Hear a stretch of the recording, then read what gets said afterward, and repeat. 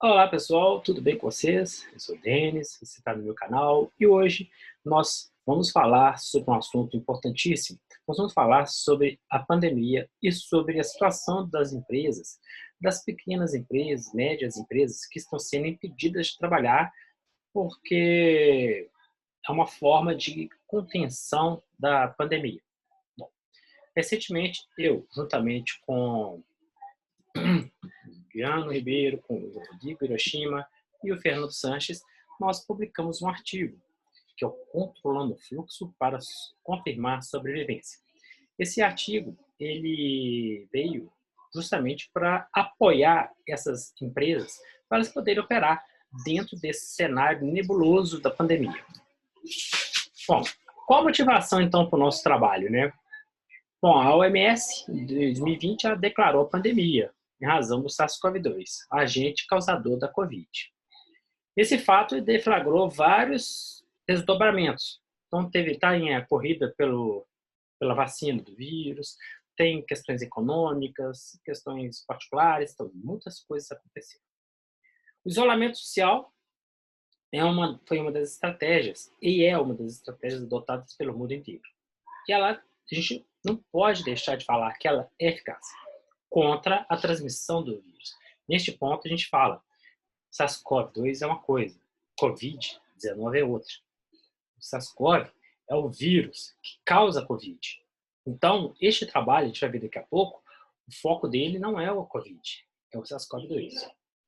Então, várias empresas com isolamento tiveram sua forma de trabalhar limitada, algumas impedidas de operar. Isso aí gerou um problema sério na cadeia econômica.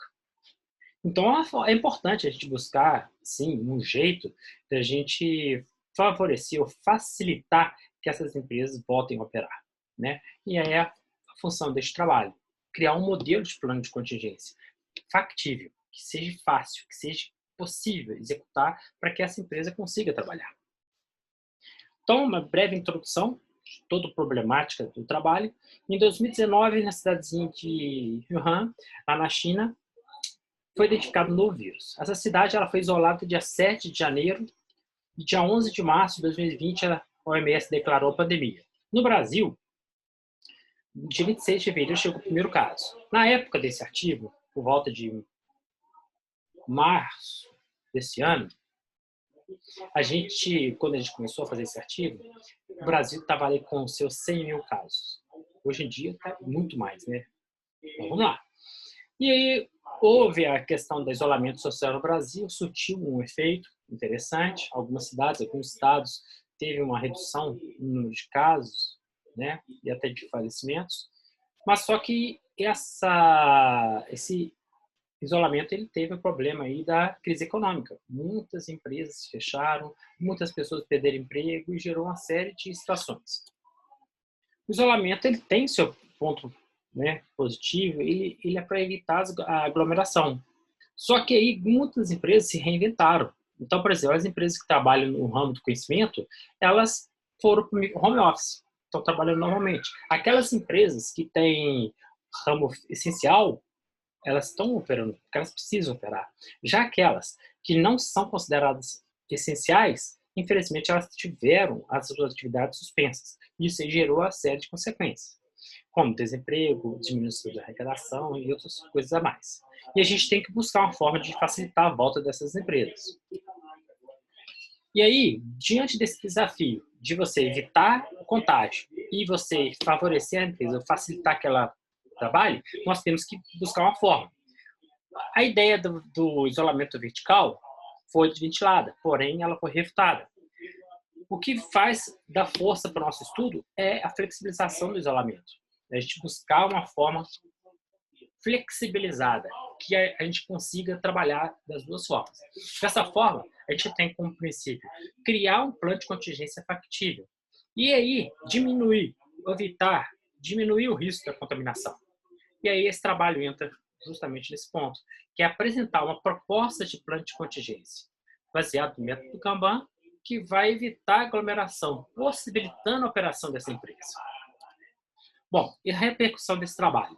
Este trabalho, então, ele já foi publicado em uma revista internacional A Rehabitic, ela está disponível na língua, ela está disponível no Brasil, português, e também em inglês e espanhol. Ela é uma revista Brasil-Argentina, né, dupla nacionalidade.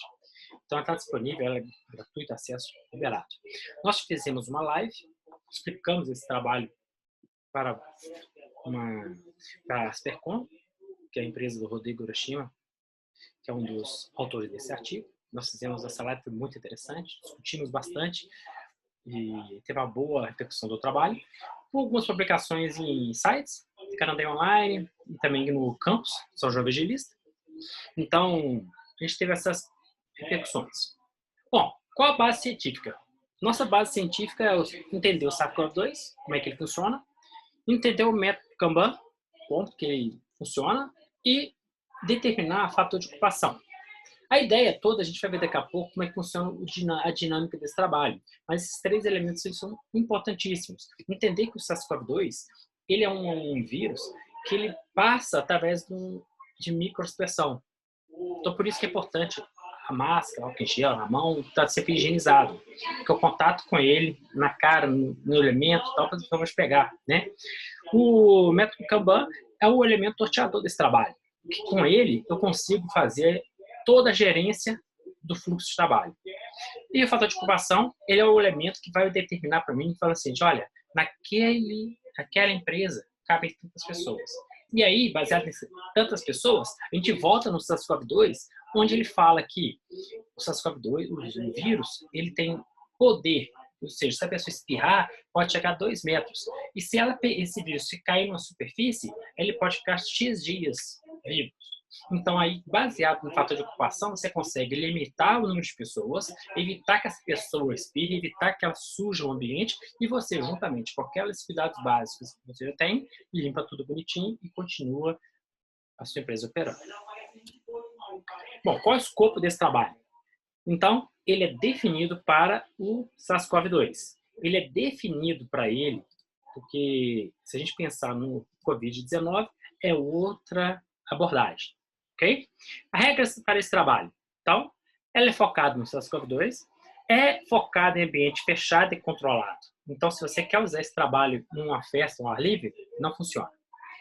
Não dispensa dados essenciais de saúde, limpeza e segurança, não possui meio de restringir relações humanas e a locomoção do indivíduo. Então, se dentro da sua empresa uma pessoa, um indivíduo quer abraçar o outro, esse trabalho não tem como agir, que é uma relação pessoal. Visualizando o fluxo. Gente, a proposta desse trabalho é a gente limitar a quantidade de pessoas dentro da sua organização, dentro da sua empresa. Se nós vamos limitar essas pessoas, nós temos que saber quantas pessoas tem lá. Então, determinadas organizações, onde elas são muito grandes, supermercados, por exemplo, você não tem como, por olho nu, você observar se ali tem 30 pessoas, 40 pessoas. Então, é muito importante você criar um cartãozinho que você entra na porta, você entrega, a pessoa entra, faz a compra dele e te devolve. E aí você controla a quantidade de pessoas que está lá dentro. Uma empresa pequena, que cabe 2 pessoas, tranquilo. Você observa ali, você já sabe que tem 2. Mas quando é muitas pessoas, é importante essa dica. Bom, aí eu entro no processo de limitação de fluxo. Bom, nós temos aqui esses passos, que é determinar o fator de ocupação, determinar a cadência de atendimento, determinar o LI, determinar as nossas políticas públicas alimentares e as nossas internas. E aí o que acontece? Quando a gente fala dos fatores de ocupação, o Jacobson ele fala o seguinte, que ele determina essa fórmula aqui, ó. Quantidade de pessoas, QP, vezes o número de pessoas, vezes área. E aí o que acontece? Ele tem todo um estudo que ele fala o seguinte, que normalmente você tem que é 1 pessoa por metro quadrado, que é um ambiente ocupacional normal. Só que quando a gente está falando da SARS-CoV-2, lá na nossa base científica, nós observamos que a aspersão de um espirro ele pode alcançar até 2 metros, até 2 metros. Sendo assim, a gente aumentou esse número de ocupação de 1 metro quadrado para 4 metros quadrados por pessoa. Assim, então nós temos que 1 pessoa por 4 metros quadrados. A gente fazendo o cálculo do NP, vai para 0,25 pessoas por metro quadrado. Né? E aí o que acontece? Um exemplo tranquilo de ser entendido é que numa sala de 6 metros quadrados, com o número de pessoas 0,25, então nós temos que nessa sala cabe 1,1 pessoa e meia. Obviamente, a gente faz o quê? A gente abaixa, o nosso limite é inferior. Então, sempre que a gente vai arredondar esse elemento do QP aqui, ele vai para 1. Ou seja, se é 2,5 é 2, se é 3,5 é 3. Ok? Então, é 1. Então, baseado no cálculo do fator da ocupação, quer dizer que eu tenho aqui uma pessoa para essa área de 6 metros quadrados. E aí, para determinar a cadência de atendimento e o LI, que são importantíssimos, que é o limite de pessoas, eu tenho aqui 2 elementos importantes. Bom, quando eu falo então da cadência, a cadência é aquela pessoa que te atende. Cada empresa tem um jeito de lidar com isso. Então, se você tem supermercados, por exemplo, restaurantes ou uma loja de conveniências, são 3 ramos diferentes. Supermercados, padarias, esses elementos que têm muito fluxo de gente, nós temos que tratá-los como ambientes fracionados. Entender cada elemento ali e entender o lead de cada um deles. Né? Fazer uma média em cima disso ali. Mas vamos lá, vamos entender com calma aqui. Então, minha cadeia de atendimento, ela é linear. Ela é um colaborador para um cliente. Então, vamos imaginar o seguinte. Se eu tenho uma loja de bijuterias, eu tenho uma pessoa atendendo, a princípio, posso atender uma pessoa. Se eu tenho uma loja de calçados, eu tenho 3 pessoas atendendo, dependendo do tamanho dessa empresa, meu limite vão ser 3 pessoas atendendo. Por que isso? A gente evita filas. A gente entende que as filas são necessárias, elas são necessárias no ponto de você ter o fluxo de pessoas, elas vão existir, né? Mas é importante que você chegue aqui e entenda a cadência do seu atendimento.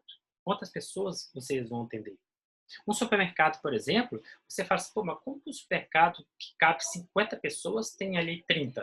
Porque talvez ele tenha 5 caixas ali, ele tem 2 pessoas ou 3 pessoas no açougue, mas não sei quantas pessoas no frio, não sei quantas pessoas no hortifruti.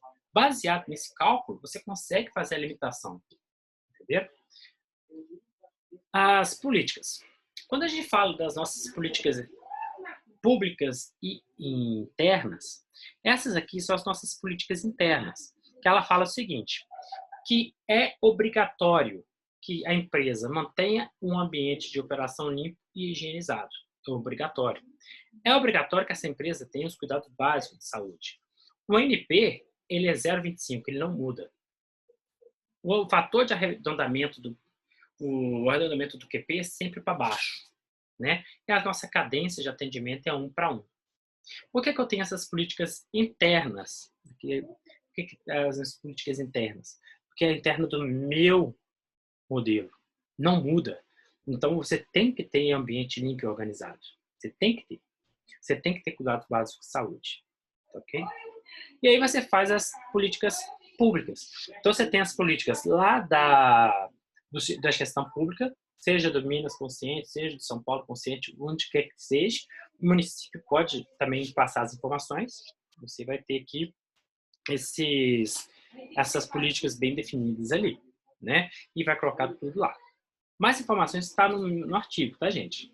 Aqui a gente está fazendo de uma forma resumida para vocês entenderem como é que funciona. E a parte do gerência do fluxo ela é muito importante a gente entender. Como eu falei para vocês lá da cadência, cada empresa é diferente da outra, né? Cada ramo ele é diferente. Então, supermercados, bancos, essas empresas que têm muito fluxo de gente, eles têm que ser entendidos como organizações fracionadas. Então, um banco, por exemplo, tem que fracionar o caixa dos atendimentos, pessoa física, jurídica e gerência. E aí você limitar de acordo com a área, fazer as pessoas acessarem para você evitar a fila. A fila, ela vai existir. Ela sempre vai existir. Mas a gente tem que gerenciá-la. E gerenciar é uma questão de fluxo. E aí, o que é que acontece? A gente tem que entender que a gerência do fluxo não é sistêmico. Você não tem uma receita de bolo para isso. Ela é dinâmica. A gente tem que estar sempre observando, sempre analisando, sempre melhorando, identificando os problemas, os gargalos e disponibilizando formas de melhoria. Isso é dinâmica, é toda hora. A gente chega aqui no final, como exemplo, a gente tem uma planta baixa de uma empresa, a gente tem essa área, onde é a área de atendimento, que ela cabe 13, tem 13,45 metros quadrados. Baseado nessa área, meus amigos, a gente tem aqui os 13 metros quadrados. O cálculo dele, olha só que interessante, do Jacobson, é 0,25 vezes 13,4. Esse 13,4 dá 3,36. Arredondando para baixo, quer dizer que a quantidade de pessoas para essa área de 13,40 metros quadrados, 3,4 metros quadrados, dá para até 3 pessoas. Porém, essa empresa, ela tem uma cadência de atendimento de 2 pessoas, ela tem 2 funcionários. Se ela tem uma cadência de atendimento de 2 funcionários, se a gente observar essa linha aqui, olha só, eu tenho que pedir 3, mas eu tenho uma cadência de 2. Quer dizer que meu limite de pessoas, ele é de 1 ou 2, de 1 a 2.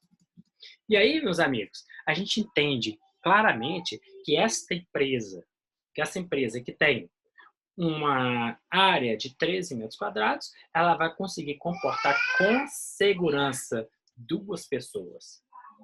Até 2 pessoas, né? Bom, gente, esse aqui é um overview, é só uma apresentação simples desse trabalho para vocês. Ele está disponível no site da revista, vou deixar ele na descrição desse vídeo, tá ok? E, por fim, aqui mostro para vocês evidências de aplicações desse trabalho. Em São João Evangelista, nós temos aqui nas portas das empresas esse controle de acesso. O Minas Consciente utiliza também a limitação de fluxo, que é a base desse trabalho.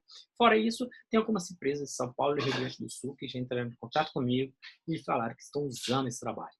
Então, gente, muito obrigado, fique com Deus, até a próxima. E, se alguma coisa, a gente está à disposição, pode deixar as considerações aí no YouTube. Abraço!